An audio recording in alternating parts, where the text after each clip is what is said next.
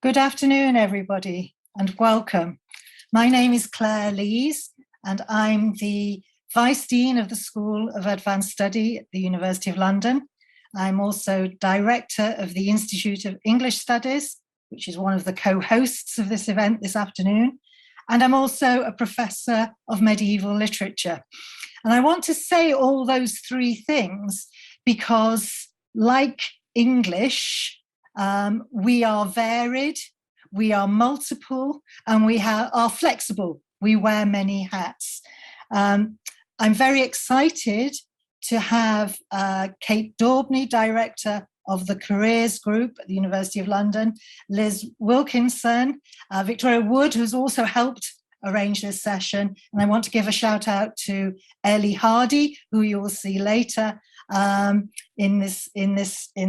this afternoon, all of whom have been working hard behind the scenes to arrange career options for English PhDs. And why are we doing this? We're doing this because you asked us to do it. The Institute of English Studies has an advisory council, and on that advisory council sit the great and the good, which includes English PhD students, recent PhD students, early career students, as well as the more senior figures in the field.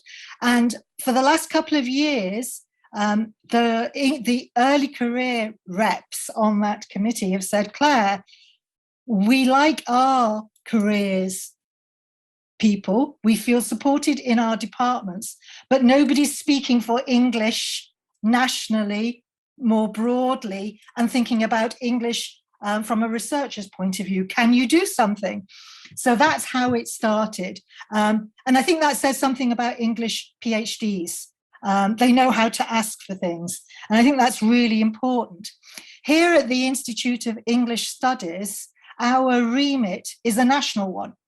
Our aim and our mission is to support research in English at all levels, wherever we find it, nationally, in London, and in all the devolved nations.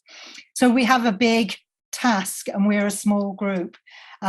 We're one of 9 research institutes at the School of Advanced Study that also have a similar remit.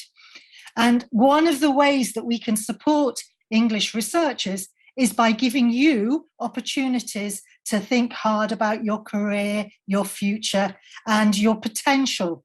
I'm a firm believer in giving early career researchers of all kinds, opportunities not only to share their research, but to reflect on where their future is. And Kate Daubney, Director, who is the keynote later on this afternoon and whom I'll be introducing later on, Kate is going to be thinking about the value of English, a really important message in today's economic and cultural crises, actually, where it's really important for us to be thinking about the value of English. I think of English studies as an open subject. What I mean by that is that our boundaries are porous, our perspectives are multiple. In the Institute, we have researchers who have been trained in modern languages, in Italian or French or German, who now work on research projects in English studies, in book history more broadly. We have art historians. We work with digital specialists. We work with books, book publishers, book historians, and librarians. This is not unique to English studies. All of you already know how various, multiple, and exciting it is to work in such a transdisciplinary, trans-chronological, and multidisciplinary field. English is what we make of it, is what I want to say. And I'm learning in my role here at the School of Advanced Studies that we can make a lot of it.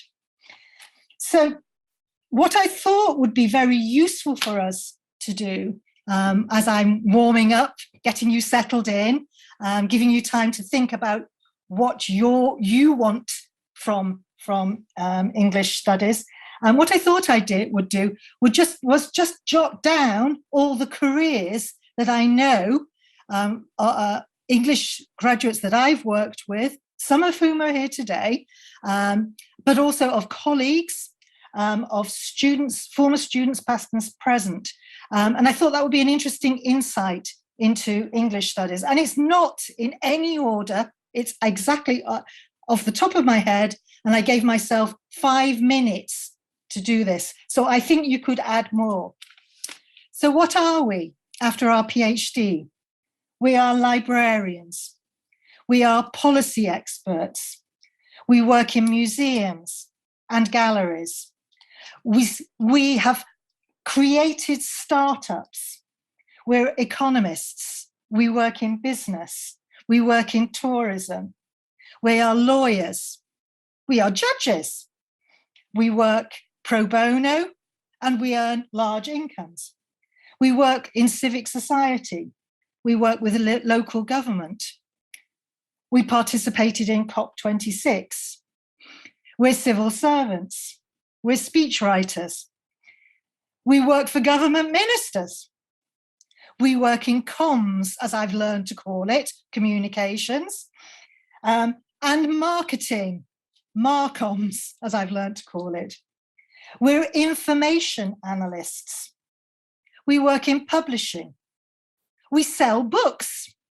We own bookshops. We work in the book trade. We think about the cultures of the book. We write books as well as publish books. We're artists. We make books. We're musicians. We are gardeners and expert horticulturists. We are managers. We work in human resources. We work in professional services. We're skilled administrators. We're digital experts. We develop websites. We work in design. We work and code. We are creators. We are teachers. We are educators. We work in TV and radio, and we write reviews. We work in social services. We work in career and caring, caring in the caring industry. We are doctors, amazingly. I know some of my students have done English PhDs and then become doctors. Doctors are very interested in English. We are analysts, psychoanalysts, and we work in the therapeutic industries. Oh, yes, we are VCs, vice chancellors of universities, and we are lecturers. I think you could, I ended with, I'd forgotten about actually working in an academic career because I got so excited about all the careers that people I have known, I have taught, and I have worked with have had. And some of those careers are not single careers. I think that's really important. The horticulturalist was once a professor of medieval literature. I kind of envy that person, actually. I might end up doing that in one stage of my life. And I think that's really important. An English PhD then is a place for people who are creative and who are innovative. And you can take that creativity and innovation with you wherever you go.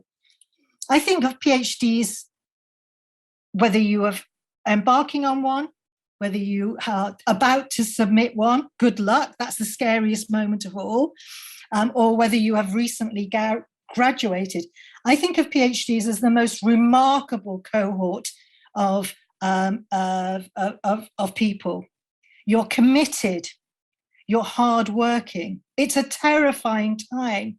You've committed 3 or 4 years of your life to studying something in depth, and you have the possibility to communicate that. That in itself means that your eyes down a lot of the time. And you're learning the discipline of your research. But when you can look up, I think you can see the possibilities that you can create. And I don't think that all that talent could ever be contained within simply higher education. I think what we have amongst us is the possibility to unlock talent for the benefit of our society, our families, our cultures, and the people who we work with. And that means that you are all truly remarkable people. And we don't say that very often. I think one of the things that I have learned is that we don't offer praise, particularly to PhDs, who are in some senses, in my experience, given to beating themselves up because they're worried about a deadline or about to deliver on a deadline, or they're terrified that somebody else has just published their research, which they never have. Okay. But it is a remarkable training in tenacity, inventiveness, and exploration, in discovery. So what I would say to you as we move into the session itself, the afternoon, is thank you for giving me the opportunity to think about how various, multiple, and remarkable you all are. And I hope that you will, during the course of the afternoon, get time to reflect, get time to think not just about your research, but where that research can take you, and feed it back to us. I hope you'll find your way back to the Institute of English Studies at some point. I hope you'll find your way back to the people that you're going to listen to this afternoon at some point. And I want to say how important it is to be guided by careers experts. And what we have today is cohorts of recent PhDs, some experts in the field of careers development, and some workshopping with some transferable skills at the end of it. So I'm going to hand you over now to Liz Wilkinson. We're a few minutes early, but I hope that's fine. You don't want to hear too much from me.